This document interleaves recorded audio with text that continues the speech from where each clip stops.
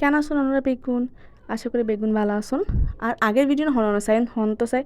যে আঞ্চলিক ভাষায় যে রান্নার ভিডিও দিই এই হন চাই হইন তো একটা কমেন্টের মধ্যে আর অননা না বালা নরনা কমেন্ট ন করুন এত কষ্ট করে রান্নার ভিডিওটি দিই ওনারা বালা করে কমেন্টও ন করুন বেগুন চাই চাই তো জনগুই আচ্ছা বালা হতা ইন অনরা ব্যাপার এখন আমি খুঁজছি আর মানে আঞ্চলিক ভাষায় যে ভিডিও নাই দিই বেগুনে দেখি যে আমি পছন্দ করছি আত্মীয় স্বজন বা হাসা বিচার মানুষ বেগুন হয়ে অনেক সুন্দরই তাই জন্য এরিমাগুলো আর হোক গা ভিডিও দিই তো আজওয়াই কি রান্না করছি ওনারা দেখায় আজওয়াই রান্ধি হচ্ছে ওনার কি হজে পাবদা মাছ দিয়ে সর্ষে বাটা দিয়ে রান্ধি সুন্দর করে দেখুন আর পেঁয়াজ লই শস্য বাটা কেন করে করছি শস্য দিয়ে উদা আর হাসা মরিচ দিয়ে আও আছে বালা হাতে একখানা করে দুয়া কোয়া আমি রসুন দিলাম ওনারা এন করে দিবে তারপর ভালো করে এখানে খসা টসা লইয়েরে সুন্দর করে